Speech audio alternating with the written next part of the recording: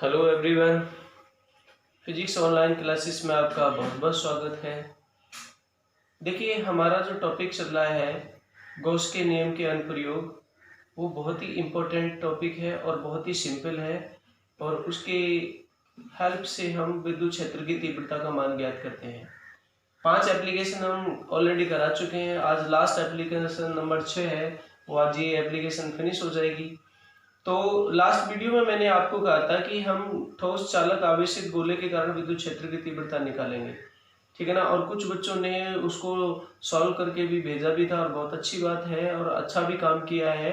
और सभी बच्चे अभी नहीं भेज पाए हैं, तो जो कुछ बच्चे हैं आज मेरे को जरूर 100 के 100% आज भेजेंगे, ठीक है ना। और जो कोई दिक्कत है आज मैं उसको नोट्स में भी बना करके भेज दूंगा आपको, तो उसकी आप टेंशन ना करें कि किस तरीके से क्या करना है। तो मैं आज उसका आपको नोट्स भी भेज दूंगा। बाकी मैंने बोर्ड में आपको वीडियो में अच्छी तरीके से समझा दिया है बोर्ड पर, अच्छी, ठीक है ना। तो उसको अच्छी तरीके से देख लें, फिर आपको उसको सॉल्व करें, ठीक है ना। तो आज की जो हमारी एप्लीकेशन है, लास्ट एप्लीकेशन है, वो बहुत ही इंपॉर्टेंट एप्लीकेशन है। वैसे तो 6 की 6 एप्लीकेशन बहुत इंपॉर्टेंट है, कोई सी भी बोर्ड में पूछ ली जाती है। तो आज की जो एप्लीकेशन नंबर 6 है ना, वो क्या है, समरूप आवेशित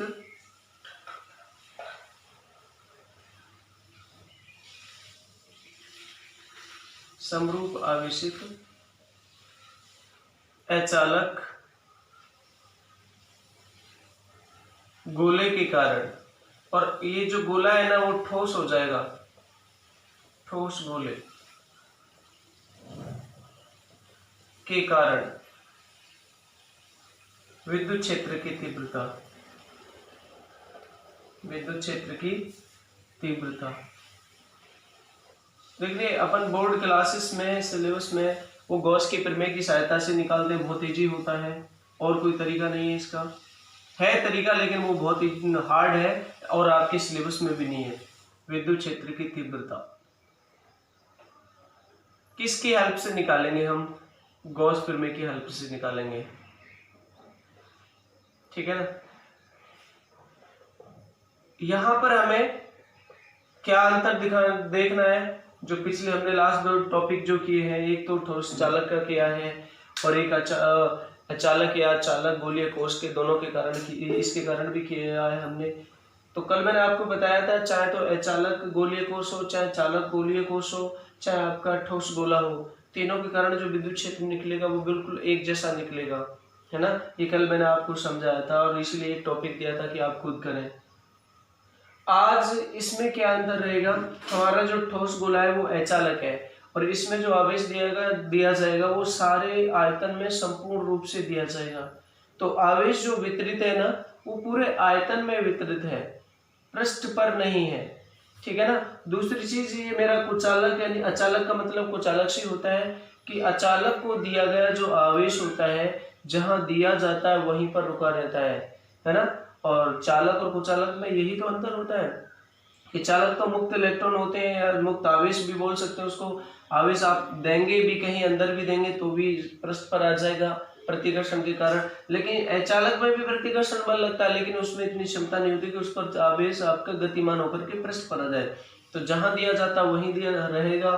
तो इसमें जो आवेश वितरण है वो आयतन आवेश वितरण है। दूसरी चीज है कि हमने विद्युत क्षेत्र जो निकाला था लास्ट वाले पॉइंटों में, आवेशित गोलीय कोष के कारण ऐसे निकाला था, वैसे इसमें निकालेंगे, लेकिन इस बार पॉइंट बढ़ जाएगा।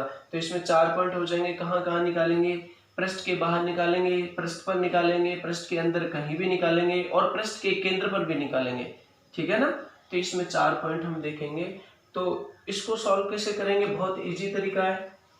इस बार इस चीज का हमें बहुत विशेष ध्यान रखना है कि इस बार आपका जो गोला है वो अचालक है, ठीक है।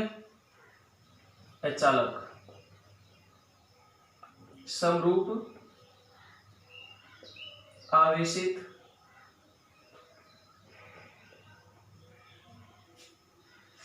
गोला, अचालक का मतलब कुचालक से ही है, इस चीज का हमें ध्यान रखना है। तो इसमें जो आवेश है ना, जितना भी आप आवेश देंगे वो इस पूरे पृष्ठ में, इसकी त्रिज्या कितनी मान लें हम, कैपिटल आर, और इसको दिया गया आवेश कितना मान लें कैपिटल क्यू।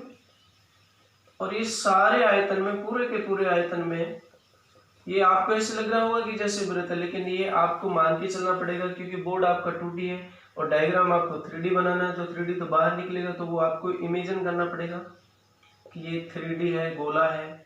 तो इसके संपूर्ण आयतन में है बेटा, इस चीज का आपको विशेष रूप से ध्यान रखना है ना। तो आपको पृष्ठ के बाहर निकालना है।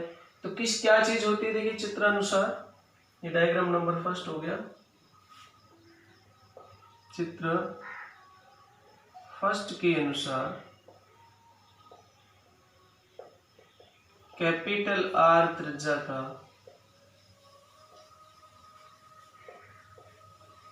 कैपिटल क्यू आवेश से समरूप आवेशित एक अचालक गोला है। तो देखिए क्या चीज होती है, अचालक को दिया गया आवेश जहां दिया जाता है वो वहीं रहता है। तो इसके संपूर्ण आयतन में बिखरा हुआ, ये चीज आपको दिमाग में रखनी है। आवेश कैपिटल क्यू समान रूप से पूरे आयतन में इसके वितरित है,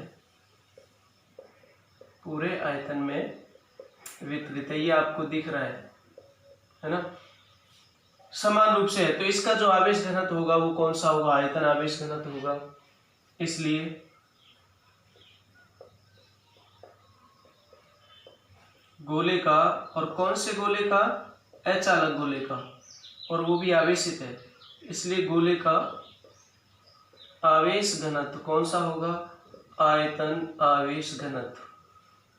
और आयतन आवेश घनत्व को हम किससे शो करते हैं, रो से। तो वो रो इक्वल टू क्या हो जाएगा, कुल आवेश इसको हमने कितना दिया है कैपिटल क्यू बटे आयतन कितना मान लें भी। अगर इसकी त्रिज्या आर है तो ये हो जाएगा हमारा क्यू बटे आयतन, गोले का आयतन कितना होता है 4/3 पाई इंटू कैपिटल आर की क्यू, है ना। आर आपकी त्रिज्या है, चूंकि आपका आयतन कितना होता है गोले का 4/3 पाई आर की क्यू। ये फॉर्मूला हमें यहाँ पे मिल गया। अब बहुत ईजी है, क्या करेंगे, इसके कहीं बाहर सबसे पहला पॉइंट है हमारा कि गोले के बाहर, गोले के पृष्ठ के बाहर विद्युत क्षेत्र। अब बाहर विद्युत क्षेत्र कैसे निकालें कि इस पृष्ठ के बाहर हम कहीं बिंदु मानेंगे P, और उस P बिंदु की इसके केंद्र से जो दूरी लेंगे वो लेंगे कितनी, स्मॉल r। तो ये आपकी जो स्मॉल r है वो किससे बड़ी है, इस त्रिज्या कैपिटल R से। तो इस पॉइंट पर हमें निकालना है। अब क्या करें कि हमें जब गॉस प्रमेय लगानी है और इस पॉइंट पर विद्युत क्षेत्र निकालना है, तो इस आवेश और इस आवेश के कारण निकालना है मुझे। तो मुझे गॉस के प्रमेय की सहायता से ये है कि इस आवेश को किसी बंद पृष्ठ के अंदर मानना पड़ेगा, और बंद पृष्ठ में कैसा मानूं, गोलीय कोश मानूं, यानी खोखला इसके चारों तरफ मैं ऐसे मान लेता हूं, मतलब कि गोला है। ये बिंदु हो गया P, और इस पर मैं एक छोटा सा पृष्ठ मान के चलूं और इस पृष्ठ से विद्युत क्षेत्र की तीव्रता ज्ञात कर लूं इस बिंदु पर। बाकी सारे का निकालना है तो मुझे इसका समाकलन करना पड़ेगा। तो ये देखिए त्रिज्या गोलीय है, तो हर पॉइंट पर इसके केंद्र से जो डिस्टेंस रहेगी वो हर जगह समान रहेगी, फिर त्रिज्या बनती है। तो यहाँ पर ये छोटा सा जो पृष्ठ माना है मैंने, उसका मान लिया ds, और ये क्षेत्रफल सदिश में दर्शाना चाहता हूं तो इसकी डायरेक्शन भी होगी, और क्षेत्रफल सदिश के लिए इस पर वेक्टर भी लग जाएगा। ये आवेश अब इसके अंदर परिबद्ध हो गया, अंदर हो गया। अब ये आवेश कैसा है, पॉजिटिव के कारण ये आपका विद्युत क्षेत्र क्या होगा, प्लस से आगे की ओर एक रेखा के अनुदिश होता है। तो इस बिंदु पर लगे तो विद्युत क्षेत्र भी इसी डायरेक्शन में होगा, दोनों समान डायरेक्शन में हो गए, तो थीटा इक्वल टू 0 डिग्री होगा, इसमें कोई प्रॉब्लम नहीं है। अब ये यहाँ पर हमें क्या करना पड़ेगा कि बाहर वाले बिंदु आवेश की, बाहर वाले के लिए मुझे क्या मानना पड़ेगा कि ये आपका जो आवेशित अचालक गोला है ना, ऐसे मानना पड़ेगा इसका संपूर्ण आवेश इसके केंद्र पर स्थित है। इसको बिंदु आवेश की तरह मानना पड़ेगा। क्यों मानते हैं ये मैं पहले भी बता चुका हूँ, दोबारा बता रहा हूँ, ध्यान से सुन लेना कि अगर हम किसी भी बड़ी आकृति को थोड़ा दूर से देखने लगे तो वो बिंदुवत नजर की आभास होती है। जैसे मैंने आपको पहले भी बताया है कि सूर्य को आप यहाँ से देखते हैं तो आपको बिंदुवत नजर आता है क्योंकि दूरी बहुत है, लेकिन वास्तविक में उसका जो आकार है वो पृथ्वी के आकार से बड़ा मान होता है, तो लेकिन यहाँ से वो बिंदुवत नजर आता है। ठीक उसी प्रकार ये जो मैंने बिंदु माना है उस बिंदु के लिए संपूर्ण आवेश एक बिंदु आवेश की तरह काम करेगा और ऐसे लगेगा कि इसके ये केंद्र पर स्थित है। ठीक है, तो हम क्या लिखेंगे, गोले के पृष्ठ के बाहर एक बिंदु P मानते हैं,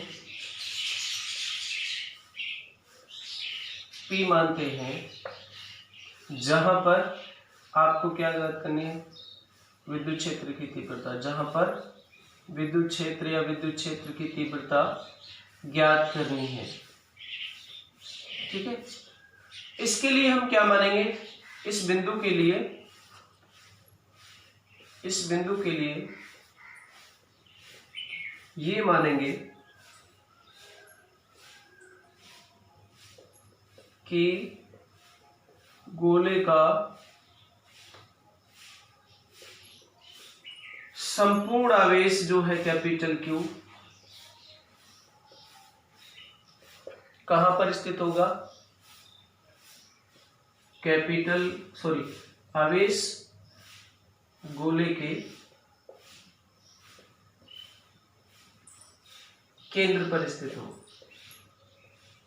केंद्र पर स्थित हो।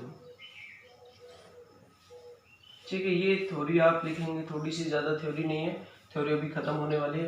अब हमें क्या करना है कि स्मॉल आर त्रिज्या का हम क्या मान के चलेंगे, यहाँ पर स्मॉल आर त्रिज्या का इसको अंदर लाने के लिए एक गोला काल्पनिक पृष्ठ खींचेंगे जिसे गॉसियन पृष्ठ कहते हैं। तो क्या करेंगे हम यहाँ पर स्मॉल आर, इसके लिए हम क्या करेंगे, इस बिंदु P से स्मॉल आर त्रिज्या का एक गोलीय पृष्ठ, जिसे ये बंद ही होगा, गोलीय पृष्ठ है तो गोलीय पृष्ठ खींचते हैं कि या कल्पना करते हैं या मानते हैं। ये यहां तक आपका हो गया, ये थ्योरी आपको उतारनी है, बस इतनी थ्योरी है, इसमें बहुत ज्यादा थ्योरी है नहीं। अब आपको सिर्फ डेरिवेशन करते चले जाना है। किस तरीके से, देखिए ये मैं रब कर रहा हूं, समझना आपको। तो देखिए किस तरीके से होगा, विद्युत फ्लक्स क्या होगा अभी से इस गोलीय पृष्ठ से निर्गत इसलिए बोल रहा हूं क्योंकि ये पॉजिटिव है, या संबंध भी लिखा हुआ होता है, संबंध में से जुड़ा हुआ। अब यहाँ पर पॉजिटिव है तो निर्गत होगा, बाहर निकलेगा, और नेगेटिव होता तो अंदर आता, क्योंकि नेगेटिव के लिए विद्युत क्षेत्र की दिशा भीतर की ओर होगी तो फ्लक्स भी इसके अंदर प्रवेश करेगा। लेकिन यहाँ पर पॉजिटिव है तो निर्गत लिख सकता हूं मैं, निर्गत फ्लक्स। विद्युत फ्लक्स की परिभाषा से निकालना है, किससे, संपूर्ण पृष्ठ से निकालना है। तो संपूर्ण पृष्ठ के लिए तो मुझे समाकलन करना पड़ेगा, एक छोटे से भाग के लिए नहीं करूंगा तो तब मुझे समाकलन नहीं लगाना पड़ेगा, डायरेक्टली लिख दूंगा E vector dot ds vector. लेकिन मुझे संपूर्ण पृष्ठ से निकालना है तो समाकलन का चिन्ह लगाना है। ठीक है, अब इसकी हम वैल्यू आसानी से कैलकुलेट कर लेंगे आगे। तो देखिए ये क्या लिख सकता हूं मैं इसको, ई समाकलन E D S cos theta, और थीटा कितना है 0 डिग्री, कॉस 0 की वैल्यू कितनी होती है 1, तो ये क्या बचेगा ई डी एस, ई को मैं लिख सकता हूँ बाहर, तो संपूर्ण पृष्ठ का समाकलन कितना हो जाएगा, ये संपूर्ण पृष्ठ कितना हो जाएगा 4πr², इसको बाद में लिख देंगे, ये समीकरण नंबर होगी 1। अब हम करेंगे गॉस प्रमेय से, गॉस प्रमेय की सहायता से विद्युत फ्लक्स कितना होता है, गॉस प्रमेय से विद्युत फ्लक्स सभी जानते हैं क्या होगा बेटा, phi is equal to summation Q enclose जो इसके इनसाइड बंद रहता है अपॉन एप्सिलॉन नॉट, और इस गोलीय पृष्ठ के अंदर बंद आवेश कितना है कैपिटल क्यू, तो समीशन क्यू इनकी जगह क्या लिख दूंगा कैपिटल क्यू बटे एप्सिलॉन नॉट। ये आप ये समीकरण नंबर होगी 2, और इसको अच्छी तरीके से पता लगाने के लिए आप ये भी लिख सकते हो, ठीक है ना। अब समीकरण 1 और 2 दोनों ही फाई ई के इक्वल है, विद्युत फ्लक्स के बराबर है, तो मैं इसको क्या लिख सकता हूँ, समीकरण 1 और 2 को बराबर रखने पर 1 व 2 से, या ऐसे भी लिख सकता हूँ बराबर रखेंगे तो देखिए ए पृष्ठ का समाकलन ds और इज इक्वल टू हो जाएगा capital Q upon epsilon not, बराबर रख दिया। अब ये आपका पृष्ठ कितना होता है, ए किसका पृष्ठ, इस खींचे गए काल्पनिक पृष्ठ के लिए, और ये काल्पनिक पृष्ठ कैसा है गोला, और उसकी रेडियस कितनी है स्मॉल r, तो इस गोले का संपूर्ण पृष्ठ कितना हो जाएगा, ये बाहर वाला जो काल्पनिक पृष्ठ माना है 4 पाई स्मॉल r स्क्वायर, बड़े वाले का नहीं, बड़ा वाला तो यहाँ तक है, बिंदुवत हो जाएगा इसके लिए 4 पाई r स्क्वायर, और यहाँ हो जाएगा q अपॉन एप्सिलॉन नॉट, ठीक है ना। आगे लिख भी सकते हैं क्योंकि ये आपका कितना निकला है ds is equal to 4 pi r square, ठीक है। इस नीचे मिटाते हैं हम, फिर आगे करते हैं। देखो अब मुझे वैल्यू किसकी निकालनी है, विद्युत क्षेत्र की, तो विद्युत क्षेत्र की निकालूंगा तो ई को इधर रखूंगा, बाकी सबको इधर ले जाऊंगा, तो ई इज इक्वल टू कितना हो जाएगा 1 अपॉन, ये एप्सिलॉन नॉट भी है तो मैं इसके साथ मिला के रख दूंगा, तो 4 pi epsilon nought into capital Q बटे आर स्क्वायर एक साथ लिख दूंगा। ये मेरा विद्युत क्षेत्र हो गया, और कहाँ पर निकला है, बाहर निकला, बाहर का मतलब आउट। सदिश रूप लिखना चाहता हूं तो मैं आर कैप लगा दूंगा, उसको भी हम लिख सकते हैं लोग। ये समीकरण नंबर हो गया आपकी 3। सदिश रूप क्या हो जाएगा, E vector is equal to 1 upon 4 pi epsilon nought capital Q upon R square into R cap. कोई दिक्कत नहीं होनी चाहिए। हाँ, इसको हम आवेश घनत्व के रूप में जरूर लिख देंगे, कैपिटल क्यू की जगह किस तरीके से चेंज करेंगे जरा देखिए, ये भी चीज आप ध्यान में रखना है ना। ये रब करता हूं मैं,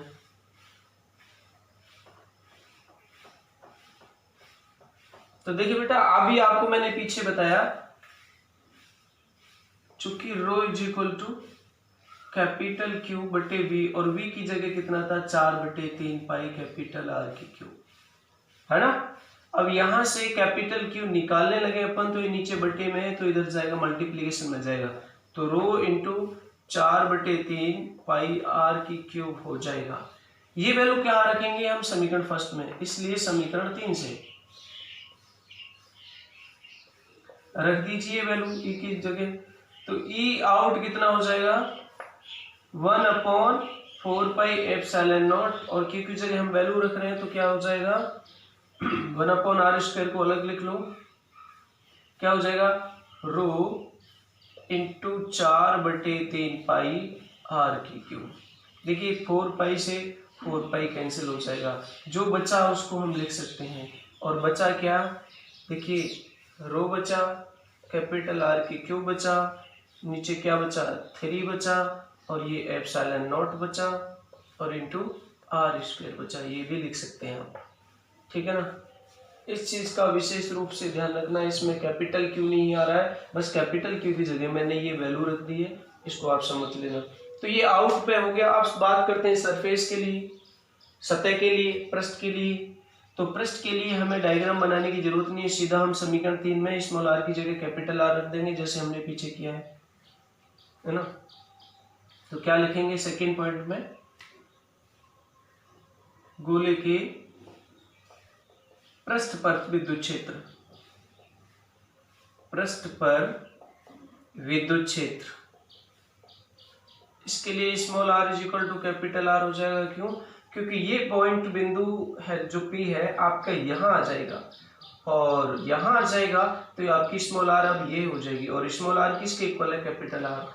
ये आपको डायग्राम बनाने की इसमें जरूरत नहीं है, तो हम सीधा लिख देंगे पृष्ठ के लिए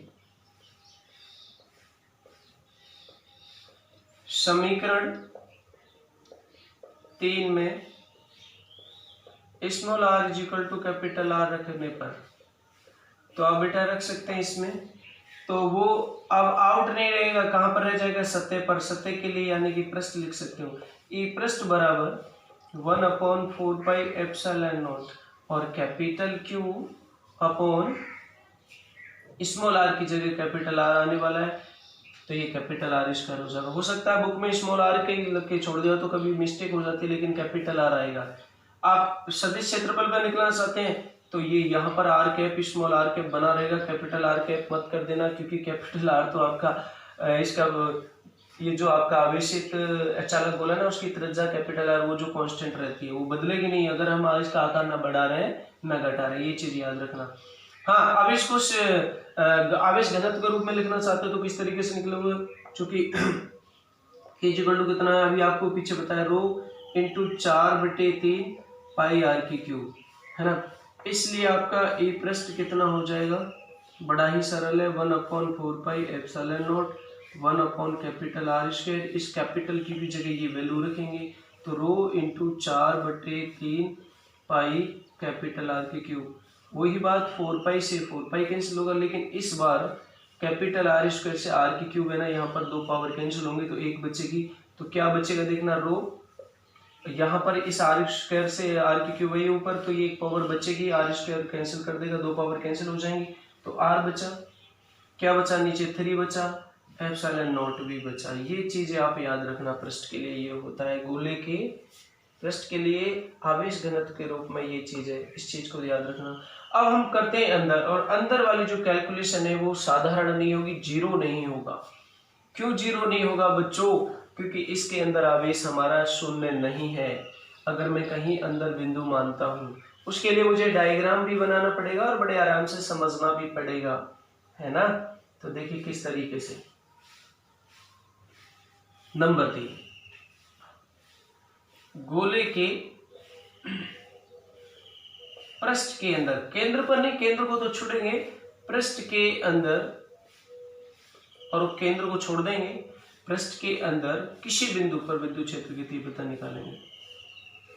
विद्युत क्षेत्र की तीव्रता इस वाले स्मॉल आर की जो वैल्यू है वो क्या हो जाएगी, कैपिटल आर से छोटी हो जाएगी।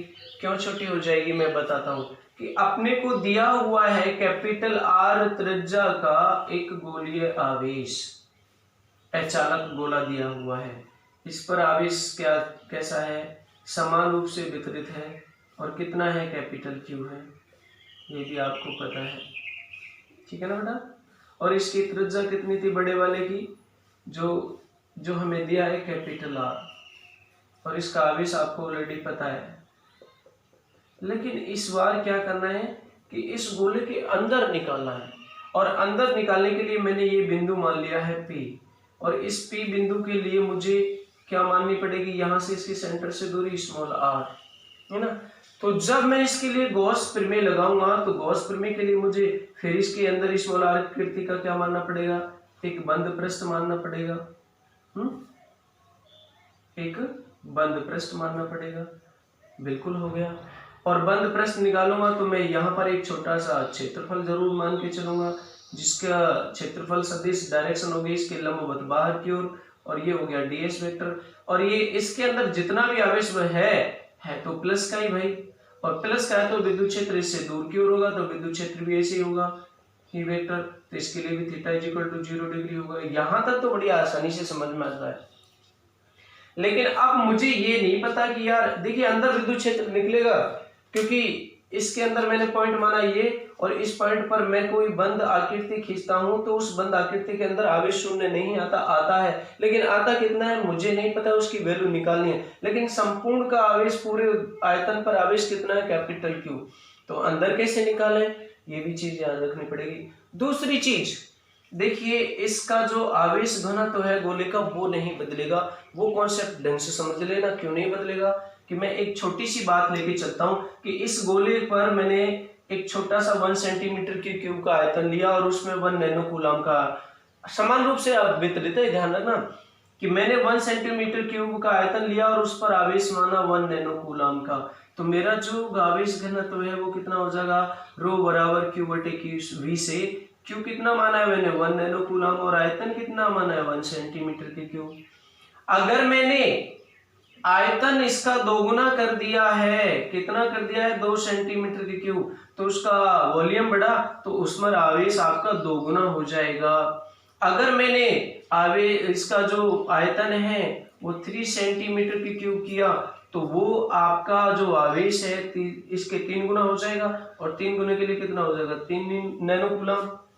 इसका भी मान 1 आने वाला है, इसका भी मान 2/2 1 आने वाला है, इसका मान भी आपका 3/3 1 आने वाला है। तो इसके लिए आवेश घनत्व नहीं बदलेगा, ठीक है ना। अगर मैं बड़े पूरे संपूर्ण आयतन के लिए निकालता हूं तब भी रो आएगा, और इस छोटे वाले गोलीय जो कल्पना की है मैंने इस गोलीय पृष्ठ के, इसके अंदर बंद जो भी है आवेश घनत्व उसका भी वही आने वाला है। क्यों आने वाला है, बड़े के लिए तो आपका आवेश भी ज्यादा था तो आयतन भी ज्यादा हो गया, छोटे के लिए आवेश घटा तो आयतन उसी अनुपात में आयतन घट गया, लेकिन जो ये जो अनुपात है ना वो चेंज नहीं होने वाला। ये कॉन्सेप्ट दिमाग में रखना, अच्छी तरीके से मैंने बाकायदा एग्जाम्पल से समझा दिया है आपको। ओके, तो हम क्या लिखेंगे, तो अब क्या करेंगे, गोले के अंदर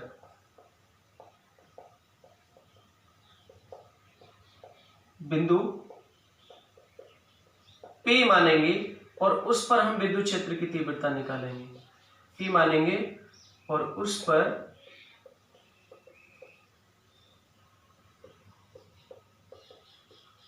विद्युत क्षेत्र की तीव्रता ज्ञात करेंगे। अब भाई मुझे इसके अंदर पता नहीं कितना आवेश है, संपूर्ण का तो पता है कि कैपिटल क्यू, लेकिन इसका नहीं पता, तो अपनी तरफ से मान के चलेंगे, माना। हाँ, इसके लिए क्या करेंगे, एक बंद पृष्ठ भी मानेंगे, जब गॉस प्रमेय लगाएंगे तो क्या लेंगे, इसके लिए हम स्मॉल r त्रिज्या का एक बंद काल्पनिक पृष्ठ, और कैसा, गोलीय पृष्ठ मानेंगे। ओके, अब इस पृष्ठ के अंदर बंद आवेश कितना मान लें हम अपनी तरफ से, इस पृष्ठ के अंदर बंद आवेश या परिबद्ध आवेश ऐसे भी बोल सकते हैं, बंद आवेश या परिबद्ध आवेश स्मॉल क्यू है, मान लिया ये हमने। अब इस गोले का भी आयतन आवेश घनत्व रो ही रहने वाला है, यह भी आपको मैंने समझाया। छोटे गोले का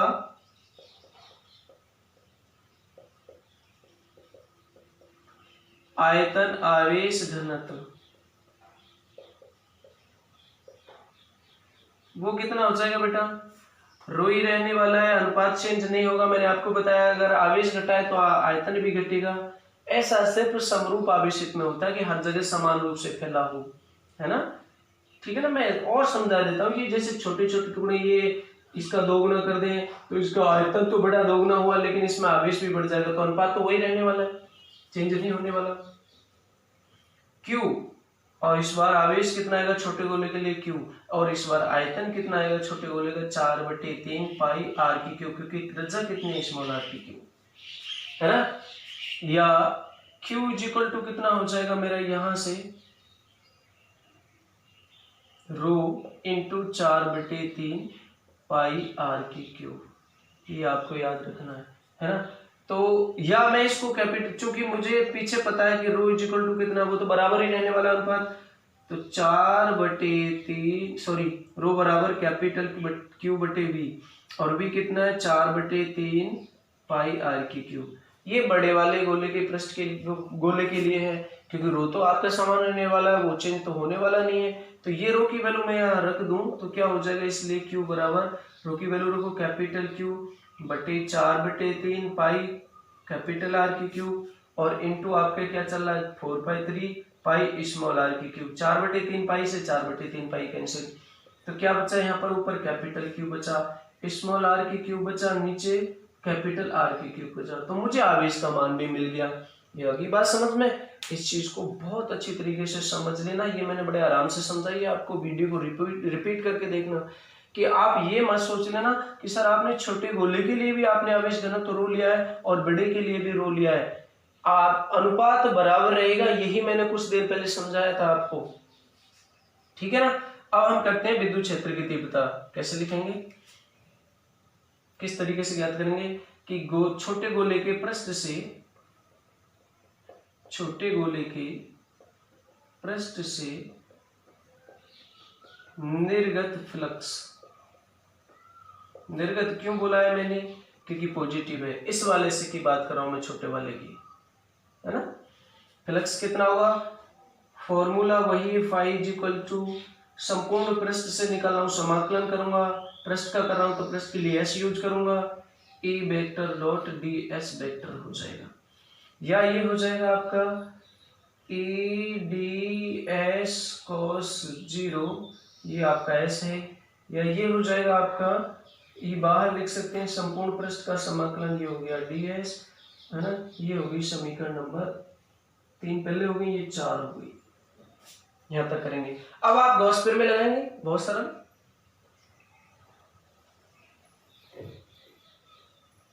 देखिए गॉस प्रमेय से क्या होगा, गॉस प्रमेय से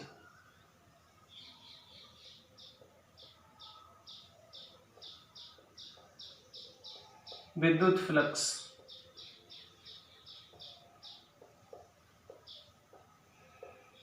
कितना होगा, phi is equal to summation Q, और समीशन क्यू की जगह कौन आने वाला है, क्यू, और बटे एप्सिलॉन नॉट।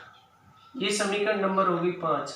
समीकरण 4 व 5 को बराबर रखिए, समीकरण 4 व 5 से बराबर रख दीजिए, तो बराबर रखने पे क्या हो जाएगा, e इंटू समाकलन ये हो गया S D S is equal to Q upon epsilon not.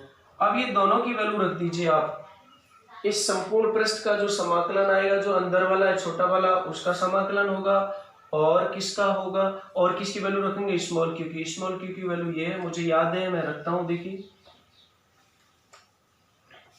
या नेक्स्ट लाइन में क्या आएगा, e into 4 pi small R square. Okay, Q की वैल्यू कितनी निकाली, 1/एप्सिलॉन नॉट तो है, और क्यू की वैल्यू आपने कितनी निकाली है, small Q capital Q into small R की क्यू बटे कैपिटल आर की क्यू, ये हो गया। अब मुझे वैल्यू किसकी निकालनी है, किसकी निकालनी है बेटा, विद्युत क्षेत्र की। तो क्या हो जाएगा, या E बराबर 1 अपॉन, ये नीचे जाएगा 4 पाई एप्सिलॉन नॉट हो जाएगा, है ना, और इंटू ये नीचे जाएगा बटे 1 अपॉन आर स्क्वायर हो गया, और जो बाकी वैल्यू बच रही उसको आप लिख दो क्यू आर की क्यू बटे कैपिटल आर की क्यू। तो देखिए ये स्मॉल आर स्क्वायर और ये स्मॉल आर की क्यूब है, तो यहाँ पर ये दो घात इसे कैंसिल हो जाएगी, तो एक बचेगी, या इज इक्वल टू कितना बचेगा, 1 upon 4 pi epsilon nought capital Q बचा बटे आर की क्यूब बचेगा, इनटू क्या बच जाएगा, आर बच जाएगा, क्योंकि एक पावर है। ये समीकरण नंबर हो गई क्या, 6। ये आपके इनसाइड में, और इनसाइड कितनी दूरी पर है, स्मॉल आर दूरी पर। अब आप इसको आवेश घनत्व के रूप में भी निकाल सकते हो, जैसे मैंने 2 बार पीछे कैलकुलेशन की है कि capital Q is equal to rho into 4/3 pi R की क्यूब रख देंगे। मैं रख के बताता हूँ, आपसे गलती ना हो, ये चीज आप यहाँ तक नोट करो। आप देखो क्या हो जाएगा, चूंकि capital Q is equal to rho into 4/3 pi R की क्यूब, इसलिए ये क्या हो जाएगा, E in is equal to 1 upon 4 pi epsilon naught तो ऑलरेडी चल रहा है, कैपिटल और ये इंटू 1 अपॉन आर की क्यूब आएगा, और कैपिटल क्यू की वैल्यू कितनी आ जाएगी आपकी, रो इंटू 4/3 पाई आर की क्यूब हो जाएगा, और इंटू क्या चल रहा है, आर। तो देखिए 4 पाई से तो 4 पाई कैंसिल होने वाला है, आर की क्यूब से आर की क्यूब कैंसिल हो जाएगा ऊपर वाला, तो ये नेक्स्ट लाइन में क्या हो जाएगा, ई इनसाइड में ऊपर क्या बचा, रो इंटू ये स्मॉल आर बाद में भी लिख सकते हैं अपन, नीचे क्या बचा 3 और एप्सिलॉन नॉट इंटू आर बचा। ये बहुत जरूरी याद रखना। वेक्टर इस बार क्या लगाएंगे, वेक्टर लगाएंगे ना, तो ये वेक्टर इज इक्वल टू यहाँ पर सीधा आर कैप मत लगाना, ये ऑलरेडी है, तो इस पर मैं वेक्टर लगा दूंगा, वो वेक्टर हो जाएगा रो, है ना। लिखे देता हूँ, क्या पता आप प्रॉब्लम में हो जाओ। सदिश रूप क्या हो जाएगा, E in vector is equal to rho upon 3 epsilon not और आर वेक्टर लगा देंगे। आर कैप नहीं लगाना, कैप तो हम जब लगाते हैं कि जब वहां पर कुछ लिखा नहीं होता, लेकिन ये ऑलरेडी आर है यहाँ पे, तो इसके ऊपर वेक्टर लगा दीजिए। ये हो गया आपका इनसाइड में। अब निकालते हैं चौथा पॉइंट केंद्र पर। चौथा पॉइंट कहाँ निकालते हैं? केंद्र पर। इस चीज का ध्यान रखना है ना, केंद्र पर। फोर्थ पॉइंट, गोले के केंद्र पर।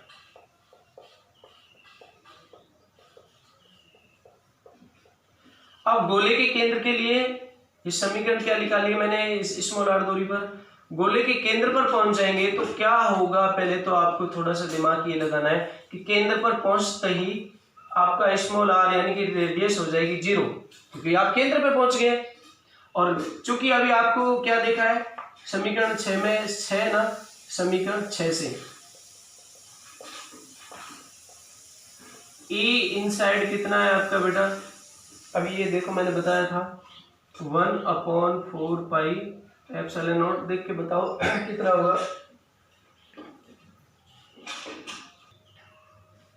देखिए कितना है, capital Q upon capital R की क्यू इंटू आर। अब केंद्र के लिए आपका क्या हो जाएगा, स्मॉल आर क्या हो जाएगा 0, और यहाँ पे 0 रख के सबसे गुणा हो जाएगी 0, तो केंद्र पर क्या हो निकलेगा 0, क्योंकि ये सब कुछ गुणा होकर के क्या आ जाएगा 0। तो बस इसका ग्राफ और रह गया, ग्राफ और खींचना है हमें। तो किस तरीके से करेंगे, देखिए आपका पृष्ठ पर कितना निकला, अंदर कितना निकला, केंद्र पर कितना निकला, ये सारा सब कुछ देखना है ना। विद्युत क्षेत्र में परिवर्तन किस तरीके से होगा, कैसे होगा, ग्राफ किस तरीके से आएगा इसका।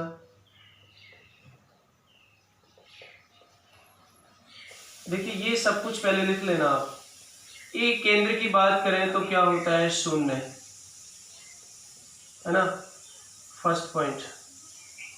सेकेंड अपन निकालते हैं अंदर इनसाइड में, तो अभी निकाला आपने 1/4 पाई एप्सिलॉन नॉट और कैपिटल क्यू अपॉन आर की क्यूब इंटू आर, यानी कि ये सब कुछ कांस्टेंट है। जरा देखिए यहाँ से आप, क्योंकि कैपिटल क्यू अब इसका मान भी नहीं बदलता, और ये त्रिज्या होगी उसको आकार नहीं बदले तो ये भी कांस्टेंट हो गया, और 1/4 pi epsilon not already constant है, तो ये यहाँ से ए समानुपाती आर आ गया। अंदर की बात कर रहा हूँ, इनसाइड की केवल। ये हो गया आपका सेकेंड पॉइंट, इससे समझेंगे। तीसरा पॉइंट जो आपने, सॉरी दूसरा पॉइंट एक सरफेस का है, वो हमारा रह गया, कोई बात नहीं। हाँ चलो पृष्ठ के लिए भी निकालेंगे इसके बाद में। ई इन बराबर कितना हो गया, capital Q upon 4 pi epsilon nought into small R बटे कैपिटल आर की क्यूब। ये सब कुछ कांस्टेंट हो गया, तो या मैं इसको लिख सकता हूँ ई इन इज समानुपाती स्मॉल आर। ये सेकंड पॉइंट हो गया। और मैं इस सरफेस पर अब निकालना चाहता हूँ पृष्ठ पर, तो वो कितना हो जाएगा 1/4 पाई एप्सिलॉन नॉट और capital Q upon R square. ये आपका कांस्टेंट है, ये ना चेंज होगा, और ये सबसे ज्यादा अधिकतम होगा, मैक्सिमम होगा सतह पर। उसके बाद में अगर हम निकालते हैं आउट, तो आउट कितना निकला था 1/4 pi epsilon not small Q but sorry capital Q बटे स्मॉल आर स्क्वायर। यहाँ पर ये चीज कांस्टेंट हो जाएगी, तो यहाँ से क्या हो जाएगा ई आउट समानुपाती 1/r स्क्वायर, जैसे आपने पहले पढ़ा था। ये थर्ड हो गया, ये फोर्थ हो गया। अब इसका ग्राफ खींच लेते हैं, जरा ध्यान से देखना। ये दूरी हो गई r, और इस पर क्या लेंगे विद्युत क्षेत्र E, करते हैं सॉल्व।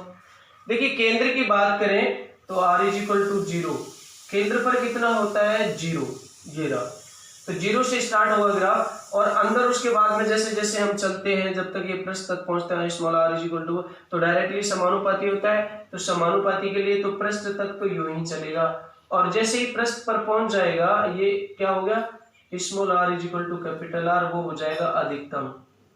क्या हो जाएगा अधिकतम, और ये आपका लिखा हुआ है ये पृष्ठ के लिए कितना है, तो आपको बस यहाँ पे लिख देना है। तो ये अधिकतम हो गया पृष्ठ के लिए। उसके बाद में क्या करते हैं, बाहर की बात करते हैं, तो बाहर तो आपका इस तरीके से चेंज होता है। आर बढ़ाने से ई घट जाएगा तो ये ऐसे चेंज होगा जैसे मैंने कल बताया। तो ये ग्राफ इसके लिए ऐसे आएगा, ठीक है ना। इसको ढंग से समझना। दोबारा मैं बता रहा हूं कि केंद्र की बात करते हैं तो केंद्र पर तो यही हो गया, आर इज इक्वल टू 0 होता है केंद्र, तो यहीं से लेंगे 0 दूरी दो, और 0 पे तो 0 हो गया तो ग्राफ तो 0 से स्टार्ट होगा। उसके बाद अंदर की बात करते हैं, अंदर ही रहता है तो समानुपाती स्मॉल आर के होता है। जैसे जैसे दूरी बढ़ती जाएगी वैसे वैसे बढ़ेगा तो ग्राफ आएगा सीधा, जैसे x समानुपाती y की निकालते हैं। पृष्ठ पर पहुंचते ही अधिकतम हो गया, यहाँ पर हो गया। उसके बाद में बाहर की बात करते हैं तो व्युत्क्रमानुपाती 1/r²। है इसका अर्थ क्या है कि r बढ़ाने से e घटेगा, और कैसे घटेगा इस तरीके से, या आप डॉट डॉट करके शो भी कर सकते हैं, लेकिन यहाँ पर टच मत कर देना क्योंकि टच तो होने का मतलब है ई 0, और 0 कहाँ पर होगा, अनंत पर, और अनंत के लिए आप ऐसे करते हैं। तो ये आपकी गॉस की अनुप्रयोग कंप्लीट हुए, इसको ढंग से समझना। ओके।